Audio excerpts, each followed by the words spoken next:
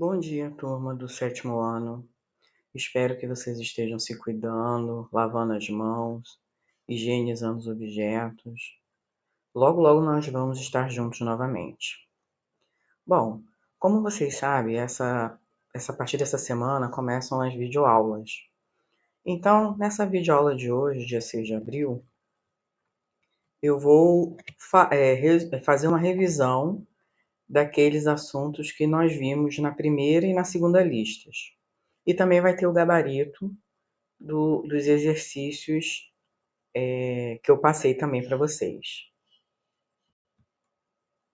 Bom, a gente está fazendo uma revisão das classes morfológicas, mas eu acredito que tenha muitos alunos que não tenham entendido o que seja classe gramatical de uma palavra.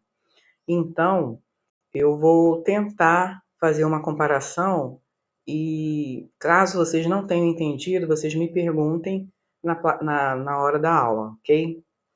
Então, a morfologia, no sentido exato, seria o estudo da forma, né? Morfo significa forma e logia, estudo. Então, em português, seria a parte que estuda a estrutura das palavras. Então, aí você está pensando, vou fazer uma comparação. Morfologia. Pense a morfologia como um armário da nossa cozinha, né?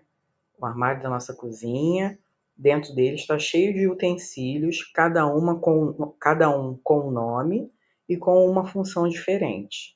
Tem panela, que serve para cozinhar os alimentos, tem faca, que serve para cortar e descascar os alimentos, né? Tem colher para, né, para nos servirmos, pratos para colocar as comidas. Então, a morfologia, vamos fazer essa comparação, é o armário da nossa cozinha e dentro desse armário tem os utensílios, cada um com um nome e com uma função diferente. As classes gramaticais eu posso compará-las a esses utensílios. Cada classe gramatical tem um nome e cada classe gramatical tem a sua função, tá? Aí vamos começar a estudar o substantivo. O substantivo é a classe gramatical mais importante, por quê?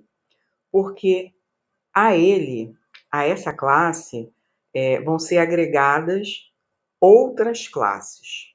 Então, eu coloquei para vocês, substantivo é a palavra que dá nome aos seres e a realidade que nos cerca. Então, tudo que você pensar de concreto, abstrato, sentimentos, tudo isso tem um nome.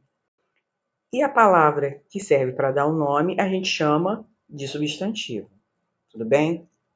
Então, a gente pode nomear objetos, pessoas, animais, sentimentos, lugares. O substantivo pode sofrer flexões, né, de gênero, masculino e feminino, aluno e aluna, de número, singular e plural, anão, anões, e de grau, aumentativo e diminutivo. Aqui eu esqueci de colocar o exemplo, mas de aumentativo poderia ser voz, vozeirão. E diminutivo, mão, mãozinha, tá? Então, vocês têm que compreender que a partir do substantivo, o sentido das palavras aos poucos vai sendo construído conforme a gente for agregando outras classes gramaticais. Então aí, na primeira lista que eu passei para vocês, que foi no dia 24 de março, embora eu tenha passado o dia 30, mas com a data do dia 24 de março, estão aí o gabarito dessa primeira lista. Então, essa número 1 foi com relação a uma tirinha do Antônio Cedrais, que é do Chachado, em que o Chachado e a Marinês estavam conversando sobre as pessoas que jogam lixo no chão. Então a tirinha girava em torno desse assunto. Então vamos lá. Na número 1, o fato de Marinês, a personagem da tirinha, revelar como proceder com o lixo indica uma ação de cidadania em prol de quê? Então aí nessa número 1, quem colocou? Que indica uma ação em prol do ambiente, do meio ambiente, ou indica uma ação em prol de uma cidade limpa, está correto, ok? Na número 2, o que acontece? Que soluções Marinês apresenta para o lixo ou papel que se encontra com ela? Então, o que ela faz? Ela guarda o papel no bolso ou o leva para casa, tá? Quem respondeu uma ou outra está certo, tá legal? 3. Pessoas que jogam lixo no chão são chamadas de porcas e burras. Que sentido pode se extrair dessas duas palavras no contexto da tirinha? Então, eles estavam discutindo, a Marinês e o Chachado. Porcas, as pessoas são porcas porque elas produzem sujeiras como os porcos, são comparadas com os porcos.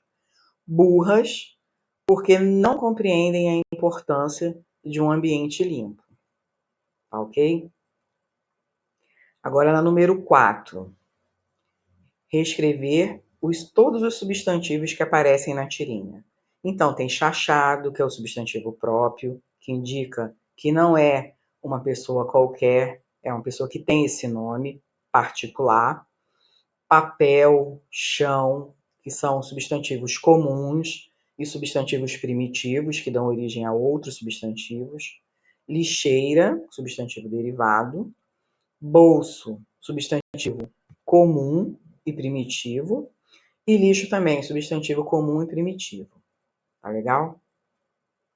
Na 5, entre os substantivos listados por você na questão anterior, há um derivado.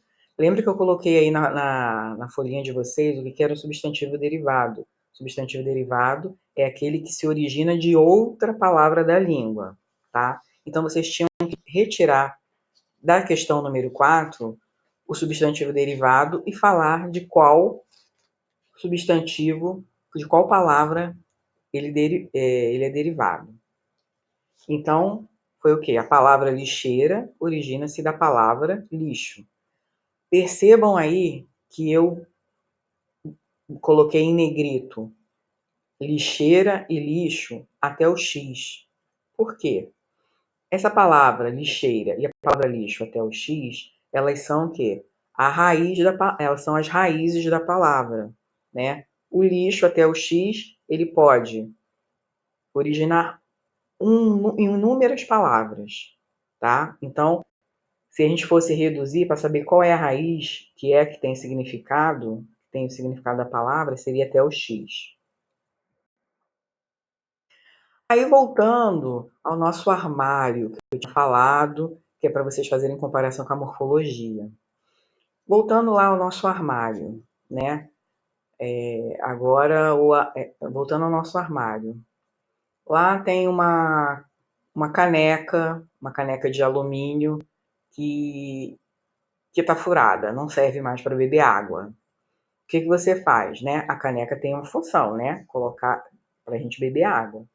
Então, a partir do momento que ela furou, ela perdeu aquela função. Você, para não querer jogar a caneca fora, você vai reaproveitar, você vai dar uma outra função para essa caneca. Ah, essa caneca de alumínio, eu vou colocar uma plantinha dentro. Então, ela deixou de ser caneca, aquele recipiente que a gente coloca para beber, para colocar líquidos, e se transformou numa se transformou num vaso de planta. Então, com a substantivação vai ser a mesma coisa. A palavra vai deixar a sua classe gramatical original, a que ela pertence, a que ela tem a função, e vai se transformar num substantivo. Geralmente, a gente substantiva uma palavra colocando o artigo. Geralmente é o artigo definido, mas nada impede que o artigo indefinido possa aparecer, tá? Então, coloquei os exemplos aí. O olhar dela era triste. Olhar sozinho é classificado como verbo, mas quando você vai substantivar, ele passa de verbo para substantivo. 7, se você for olhar a palavra 7 isoladamente, ela é classificada como numeral. Dentro desse contexto, quando eu falo que o 7 é o meu número favorito, essa palavra 7, que ela está sendo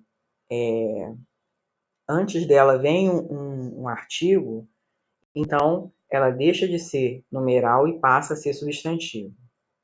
O azul é minha cor favorita. Azul é um adjetivo que serve para dar qualidade e característica a um substantivo. A partir do momento que eu coloco um determinante, um artigo na frente dessa palavra, ela automaticamente passa a ser substantivo. Aquele chapéu é parecido com o nosso. Nosso, se você for olhar essa palavra isoladamente, ela é classificada como um pronome possessivo. Como nós colocamos um artigo antes desse pronome, automaticamente esse nome vai se transformar em um substantivo. Então temos que pensar que substantivo, lá o exemplo da caneca. A caneca deixou de ter uma função, que é de receber líquidos, né? Um objeto para colocar líquidos, né? Para nós tomarmos, e foi transformada no vasinho de planta. Então, com a substantivação é a mesma coisa. A palavra vai deixar a sua classe gramatical original e vai passar a substantivo. Então, na questão número 6, eu coloquei para vocês me dizerem a qual classe gramatical original pertence cada uma das palavras que eu sublinhei ali na lista.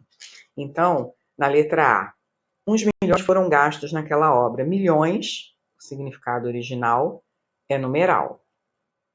Na B, os persistentes sempre vencem.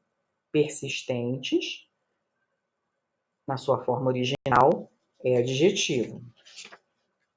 Na letra C, o eu deseja ser reencontrado. A palavra eu, isoladamente, ela é classificada como pronome. E na letra D, hoje o ter é mais valorizado que o ser. O ter, né? As palavras ter e ser sozinhas, elas são classificadas como verbo, ok? Aí agora a gente pula para outra classe gramatical, outro utensílio do nosso armário lá da morfologia, que são os adjetivos. Já que o substantivo serve para nomear tudo que nos cerca, os adjetivos eles servem para caracterizar ou atribuir qualidades ou defeitos aos seres. Então, eu coloquei os exemplos aqui. Estou cansada, é um estado.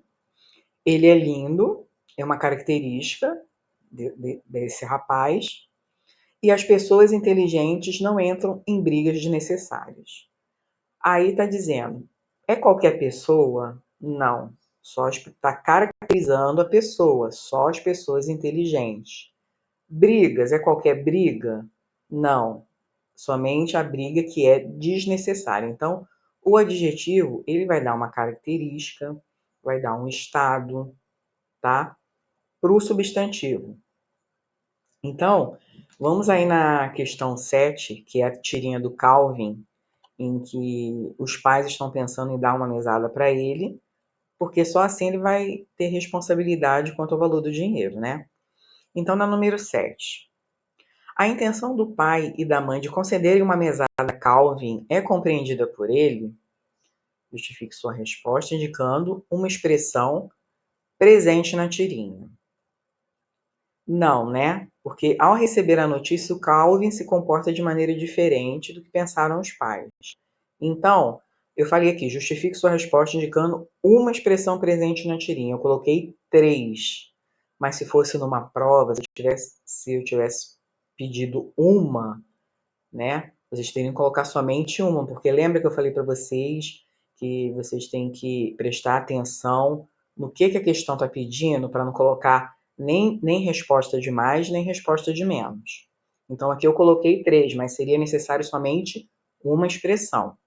Estou rico, posso comprar qualquer um, o mundo é meu. E lembrando que sempre que nós retirarmos algum fragmento de qualquer texto, temos que colocar entre aspas, porque não é de nossa autoria, né? Na 8. Em que quadrinho o pai demonstra ter cometido um erro ao propor uma mesada para Calvin? Reescreva a frase que comprova a sua resposta. Então é a mesma coisa. No último quadrinho, né? Quando o pai diz, estraguei tudo de novo, querida. Ok? Na 9, que palavras na tirinha indicam qualidades relacionadas a um ser? Rico, teve gente que só colocou rico e livre. O importante também é um adjetivo, tá? Quando o pai do Calvin fala que para ele receber uma mesada, isso o quê? Receber uma mesada é importante. Então, tá o quê? Caracterizando a palavra isso. Então, rico, importante e livre, tá? Eu até esqueci de colocar as aspas, mas vocês coloquem na correção de vocês. E na 10, a quem essas qualidades são atribuídas? Quem vai se sentir rico? Quem vai se sentir livre? Quem tinha que saber a importância de se receber uma mesada? Era o Calvin, tá?